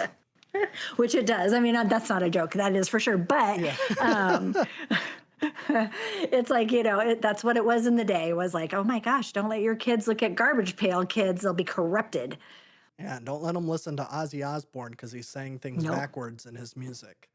That's right. I remember going to an actual presentation Oh. where they took records and played them backward and explained why you should not listen to this music. And they did a deep dive on the song Hotel California by the Eagles, where That's they were not what I've talking heard. about, that's like by playing forward. That one they were playing forward. Okay. But they were talking about, this is all about drugs. This is a bad. It was a big, I don't even remember where this thing was, where this presentation yeah, I was. like, But where was this? I do remember as a kid, it was very impactful for me. They did play some Beatles stuff backwards, where they're saying, and like like some the Helter Ozzy Skelter, Osbourne stuff backwards is like, there's secret messages, and subliminal messages is what they called it. There were subliminal messages in all of this music, and so don't let your kids listen to it. That was part of my childhood. Yes, the Satanic Panic. The Satanic Panic was real, man. Oh yeah, I think Real. that's so fascinating. Yeah, it really is. I think I think like Long Legs like kind of is commenting on that, which was like I was like, man, like there needs to be more movies or like maybe like a documentary. I'm sure there is, but I'm like that's Yeah. like such an interesting thing where there was like such a huge movement of like nothing, like you can play Black Sabbath songs forwards, like, and it's like so silly. Like, Yeah. it's so funny. Like, Yeah. I think of like, like Kiss being like this super dark and edgy thing. And then like, it's just like, we can't party all night. That's crazy. You want to rock and roll all night and party every day? What? That's such a bad influence. Kids should be Yeah. going to school instead of partying. Yeah. I specifically remember Kiss because we were not allowed to listen to Kiss, but our neighbors across the street could. And we couldn't watch MTV, but the kids across the street could. So we would go across the street and watch MTV and listen to Kiss. But I didn't listen to Kiss because I went to that program and I knew they were bad. But my little brother, who was a rebel, super got into Kiss when he was in middle school. Like I had Kiss posters all over our room, and the big thing was like they had the Kiss cards, like baseball cards. I have sure. Michael Jackson cards. He had Kiss cards. I still have my Michael Jackson cards if you ever want to see them. I do want to see that. They're from the 80s. Anyway, so yes, he had Kiss cards, but they smelled really bad. Like the smell of the Kiss cards was horrendous. Is that And like everybody's like, intentional? it's because, I don't know. But everybody's like, that's because they're evil. Yeah, They smell bad. that's probably I'm it. like, oh my gosh, what in the world? I'm telling you. What's more feasible, that Kiss is this evil organization that is like doing subliminal sense that will make you evil, Or that the band that is known for selling out their likeness to everybody and anybody just like went with the cheapest distributor ever for their trading cards and they just Yeah. like didn't care. And the ink smelled gross. Right. Yeah, it's Yeah, just like the cheapest ink they could find and it's just that's right. gross. Like Yeah. what's more likely? Let's weigh our options. Yeah. Yeah. No, yeah. I always thought it's interesting, because I didn't start listening to any Kiss stuff. Like, I think when I was in high school, they had like a mainstream sort of hit on the sure. radio. And I think it was Rock and Roll All Night was the one that I'm thinking of. And I was like, well, this is nothing. This is like, and even now, like I go back and I listen to it and it was so edgy. And now I'm like, this is what in the world? Yeah. I don't know. It's so interesting to look back on things like that. I know. Like metal in general, like metal has like such a connotation to it these days, but it's like in the 60s and 70s, metal was just basically rock and roll, but dudes wore makeup. Like that was Yeah. the only difference. Right. Alice Cooper. I mean, you had Alice Cooper, you had Ozzy Osbourne, that'd be in the 70s. Yeah. But have I already told the story about how one of our neighbors is the person that gave Ozzy Osbourne his first rabies shots Oh, for after the bat. after the bat? So that happened in Des Moines. I knew that it happened here, and I think you've Yeah. told that to me. You haven't told it on the show. I haven't? Okay, good. I need you to remind me if I have, because I don't want to repeat my stories, and my memory is like that of a bird. I don't think you've told this story on the show. So the story is, I was talking to a friend of mine. Okay, so my parents live next door, and my stepdad was a physician's assistant at one of the hospitals here in Des Moines. And Ozzy Osbourne was in town playing. Most of you have probably heard of the fact that he bit the head off a bat. It was like huge news and is still something that people talk about today. That happened in Des Moines. And so they say he didn't know it was a real bat. He thought it was fake, but I don't know the story behind it, if that's for real or not. Yeah. Probably the story died with Ozzy. We don't know the answer, but they took him to, which this is interesting, the county hospital. Oh. They took him to Broadlands after the concert, and one of the nurses up the street worked with my stepdad at Broadlands, and she is the one that gave him his first rabies shot. And she offered to autograph an Ozzy Osbourne poster for me for someone that he's like, I totally want her autograph. That is the coolest thing. I was like, oh my gosh. It's their claim to fame. I mean, that is cool. Like, yeah. Like Ozzy Osbourne and the bat is like probably the thing that he is most known for today. Yeah. So like that's a legit like claim. Like, Yeah, I it's was cool. the one that Gave him his first rabies shot. Yeah. She loves that. Montine loves telling that story.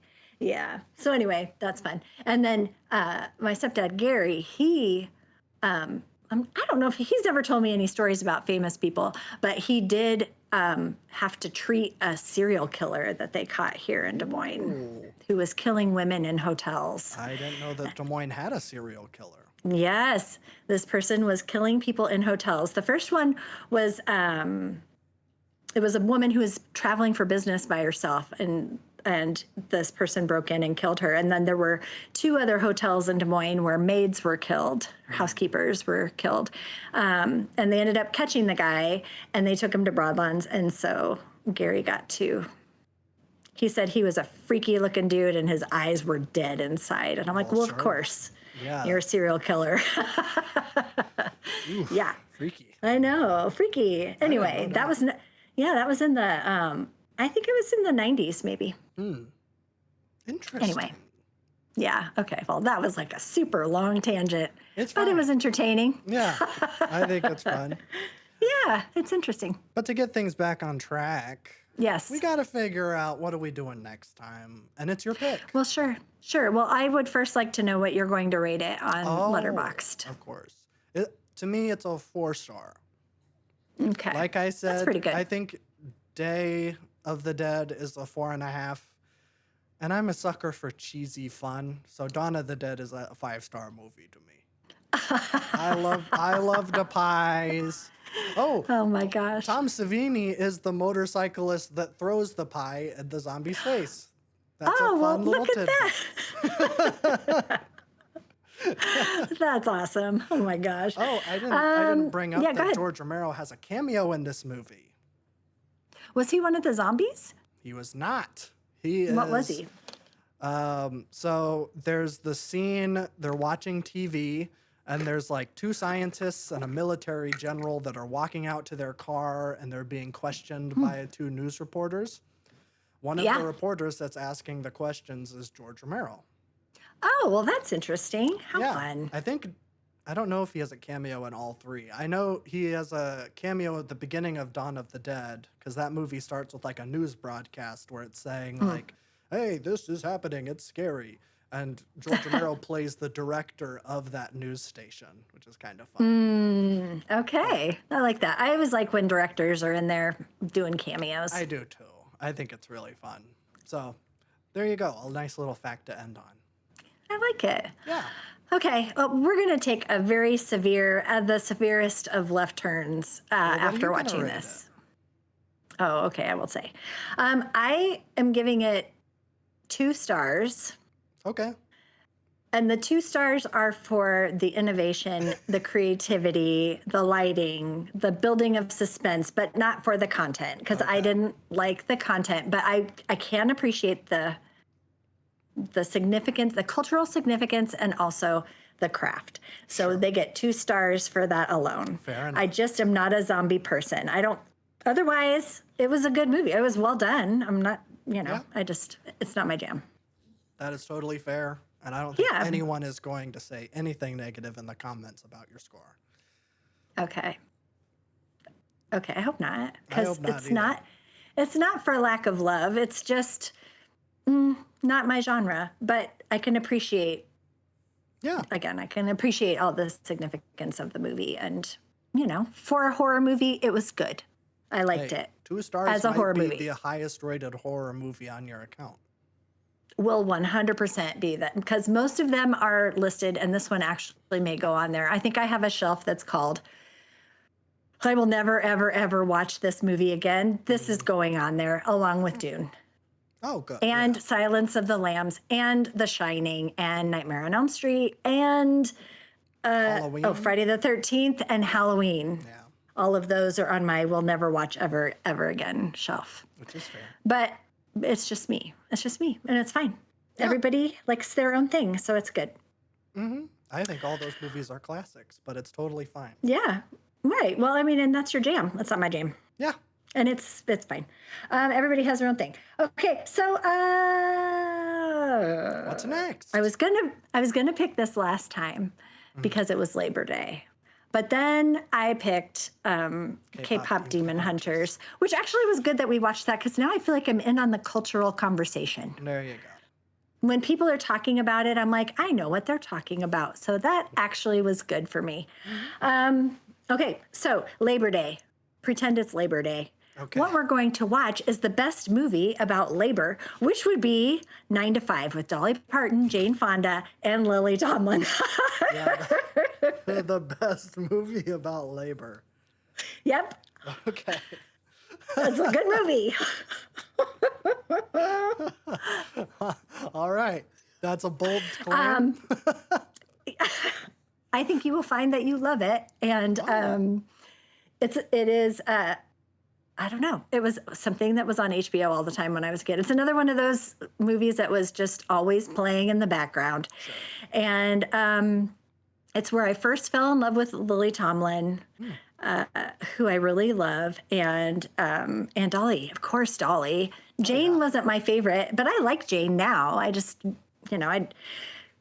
Dolly stole the show for sure. I mean, how can Dolly not steal the show? Because Dolly is a national treasure, and I love her very, very much. And this movie is really good, and I'm pretty sure there's some S&M in there. And like I watched it as a kid, so I am interested to watch it again to be like, I think there was a lot of innuendo in there that I didn't catch the first time. I am 100% positive. And so I'm anxious to watch it just to see, like, as a child, what did I not see that's Yeah. actually in there, you know? Yeah. When was the last time you saw it, you think? um, third grade. Oh, okay. So it's been a long time. It's been a very long time. But when I tell you that I've watched it numerous times, I've watched it so many times. I'm going to say I've probably watched it more than 20 times. Wow. I loved this movie as a kid. As a kid. What? 9 to 5. Well, Yeah. I'm Anyway. excited. Dolly Parton is great, and she's really, really good in Steel Magnolias. So Oh, she is, isn't she? mhm. I know. It also has Dabney Coleman in it, which I don't know. Like at the time, Dabney Coleman was everywhere. He was like this amazing actor that and I don't know what ever happened to him, but he was one of those guys that I felt like he was just in everything. You just see him all the time. Dabney Coleman, Dabney Coleman. Yeah. But what I'm remembering in my mind, a specific scene, is they have him in leather strapped to the ceiling. Oh, And I'm like, that feels like that might be some bondage stuff. I'm not really sure. are we watching a sex movie? I mean, I don't know. That's the thing. I don't know. Okay. Well, I guess we'll don't see. know. But I think maybe there's some stuff in there that's like, we'll see. I don't know, you guys. Okay. This may be super enlightening. I do feel like it'll be revelatory Okay. to me, like to watch it and see it with adult eyes, because I'm pretty sure there's some stuff in there that I just didn't catch as a kid that I will now be like, holy crap, I can't believe I watched this as a child. So it'll be a fun experiment. Yeah, it'll be fun. It'll be Grease all Yeah. over again.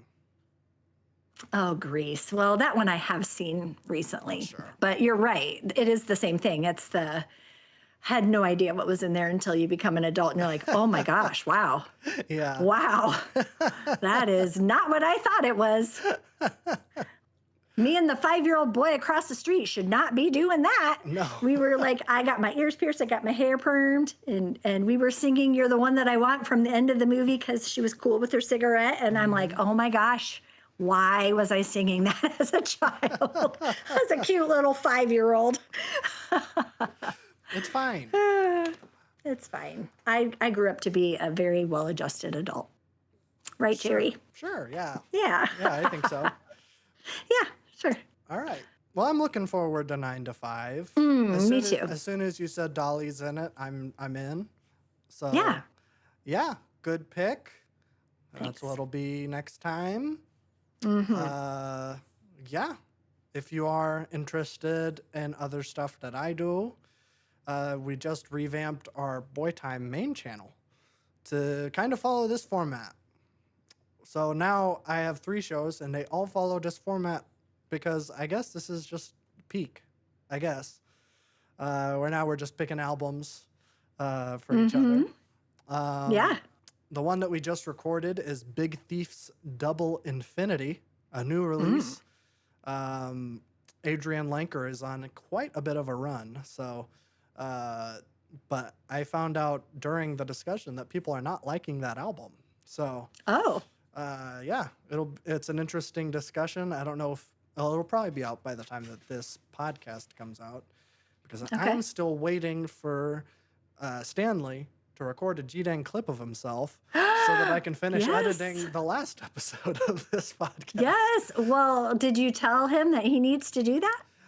Yes, last week we got together and he brought it up, but then we forgot to record it.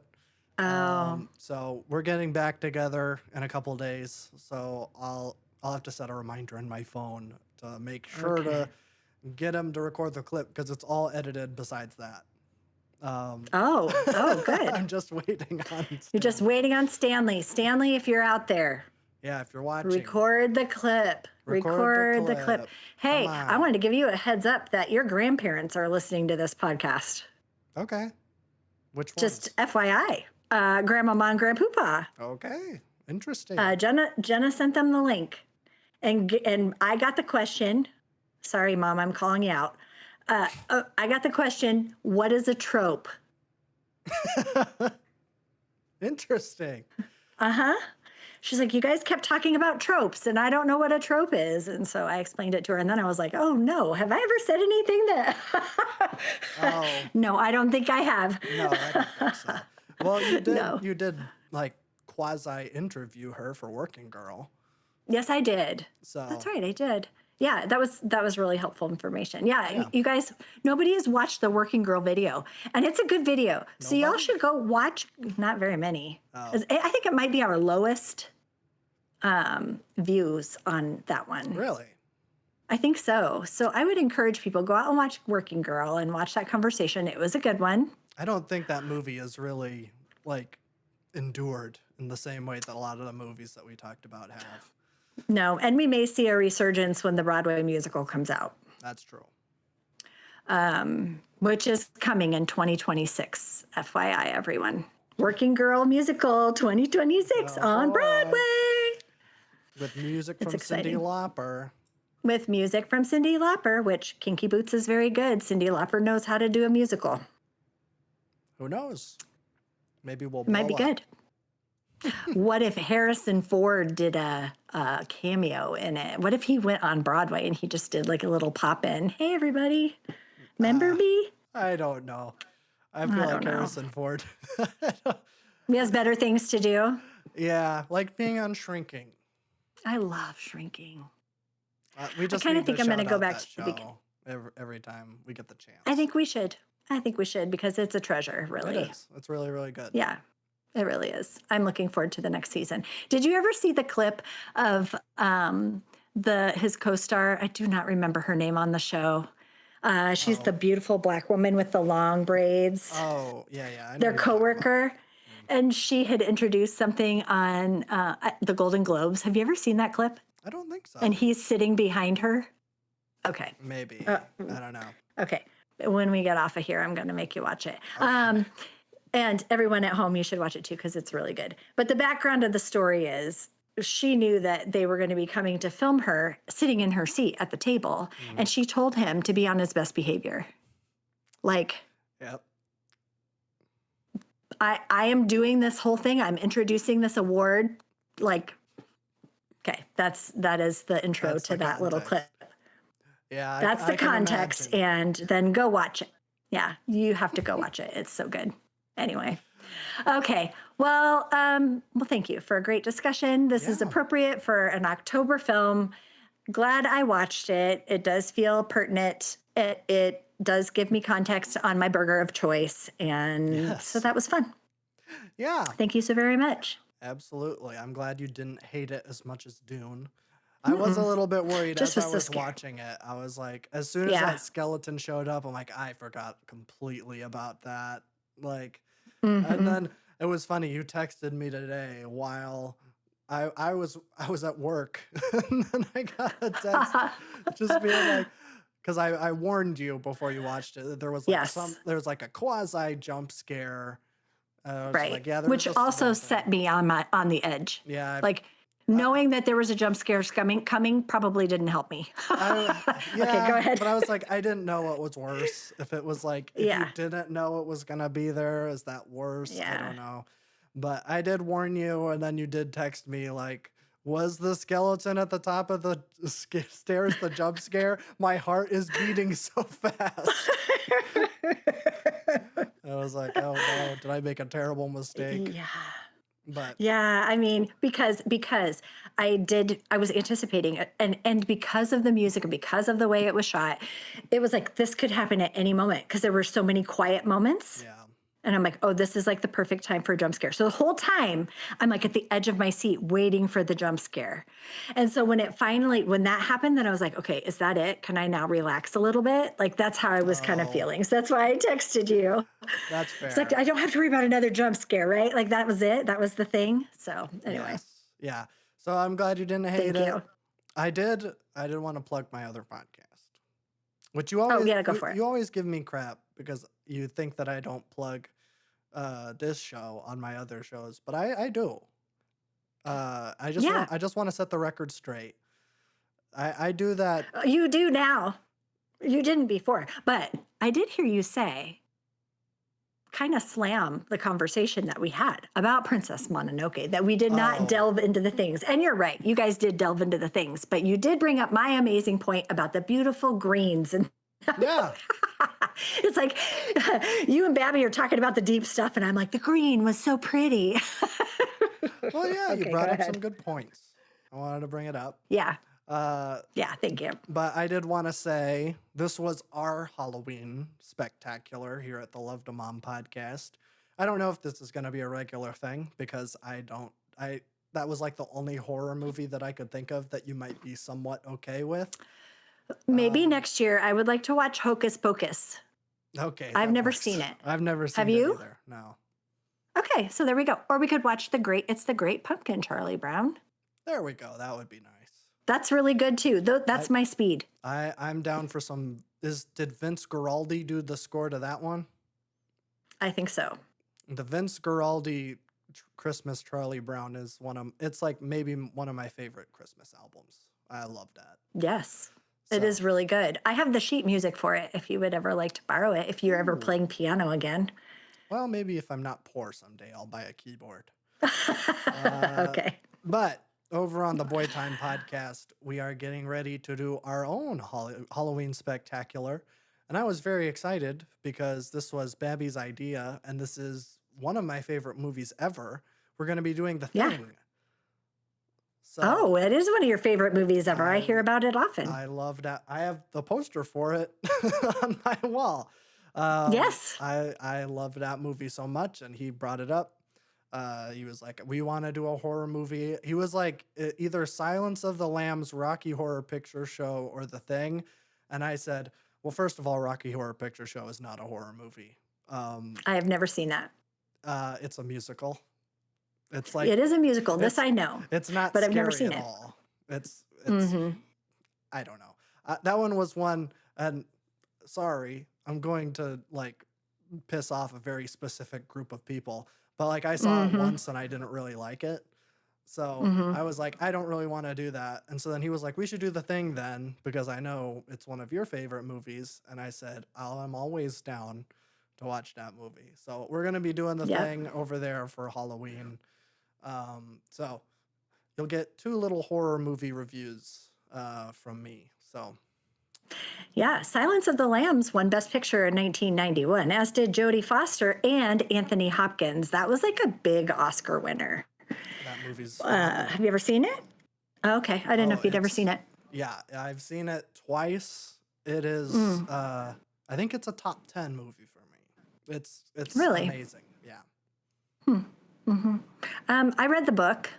I thought the book was really good. And then I was like, well, now I can watch the movie because I know what's going to happen because I read the book. And I just closed my eyes through the whole thing. But It's like, man, yeah, so it was amazing at the time. I don't know. Well, maybe we'll do it on the Boy Time podcast at some point where I'll get to Hmm. talk about it Hmm. in depth. But the way that Yeah. movie is shot is so like unique. There's no other movie that's Mm. shot like that. Hmm. Or if they are, it's just they're blatantly ripping it off because like and this is like not a unique point to bring up, but everything is shot like dead on. When people are talking to each Oh. other, they're talking directly to the camera and then it'll cut to like complete 180 to like the Hmm. other person. So like it isn't following well, I guess technically it is following the 180-degree rule, but like it's riding the line, which is like so interesting.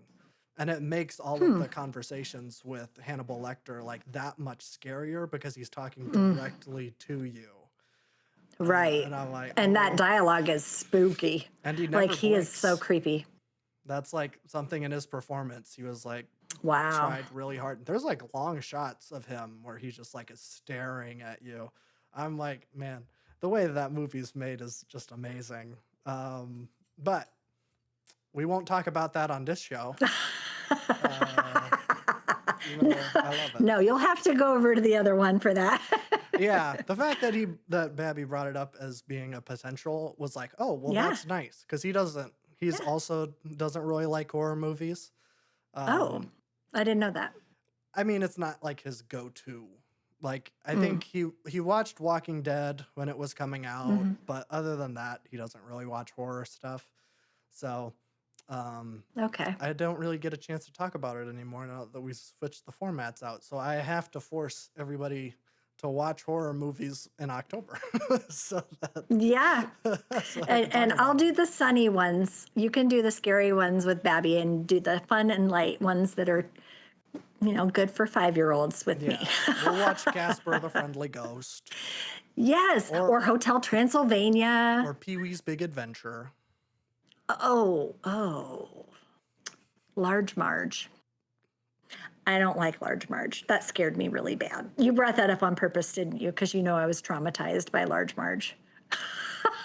It's one of the scariest. It was like the one thing that I know like scared you specifically, even though that So movie is so bad. funny. Yeah, I was in 7th grade. Oh, It scared me so badly. So bad. That's so funny. What people can't see is that you were nodding your head. Yes, I brought that up oh particularly because I know the story. yeah. I just sound like a crazy person. No, Well, he knew what he was I doing. know what I was doing. Yes, I specifically brought that up because I knew that you were Yeah, traumatized by a silly movie where Pee Wee Large Herman Marge. loses his bicycle and goes on a road trip to find his bicycle. And then a crazy truck driver picks him up and her face goes and her face looked like this. Blah! And it was like, ah! The funniest part It was so about that scary. is that there's that long wind up where she tells that Yeah. story and then it like ends with a jump scare and then like he like jumps out of the truck and then he like walks into like it's like a diner or like a bar or something A and he's bar, yeah. and he's talking to the locals and they like do the same story. It's like the same exact way they tell it where it's like it was a dark and stormy night just like tonight and it's like the same wording and they just do the story again and I'm like that's just so funny. Like that movie's genius. Yeah. um Tequila.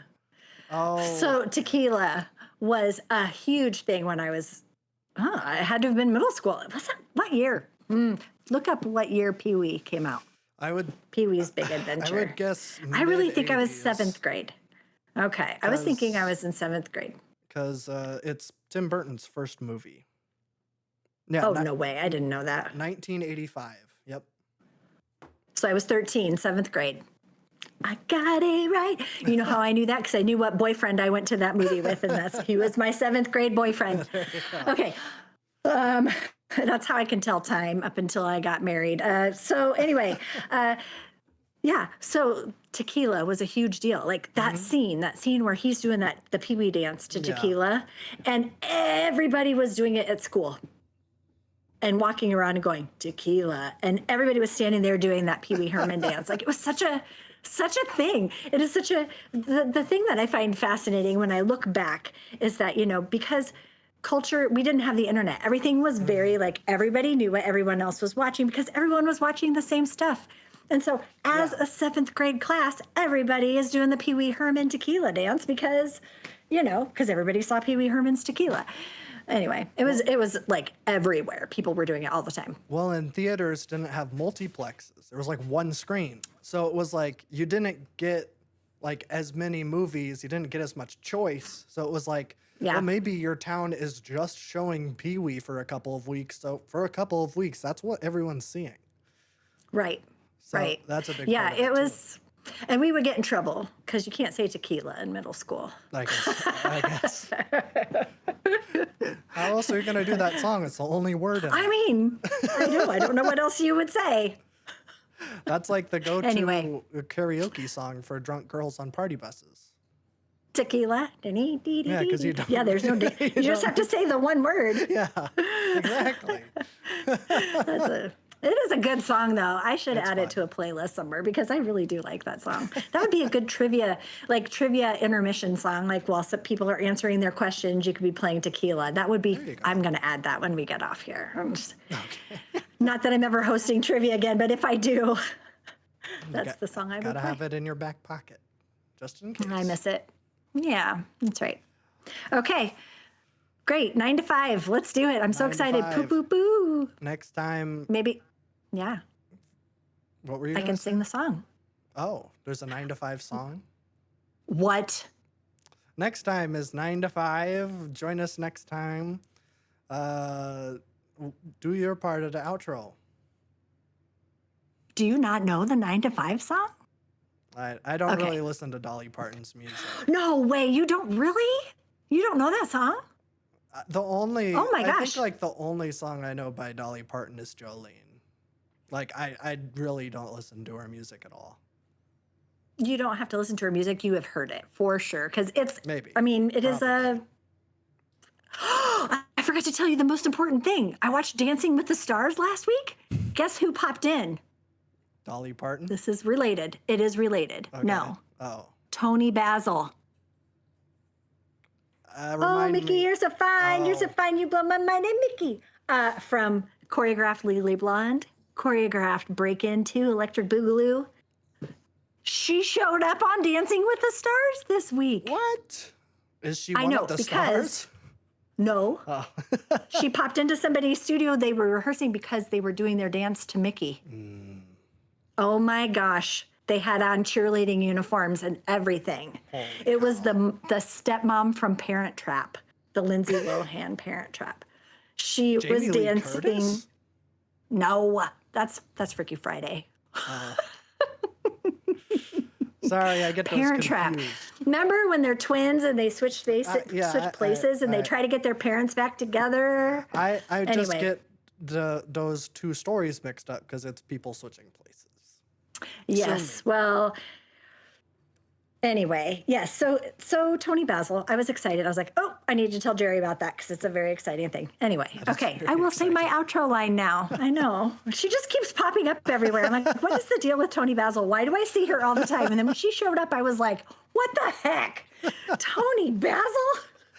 Yeah, that seems really random.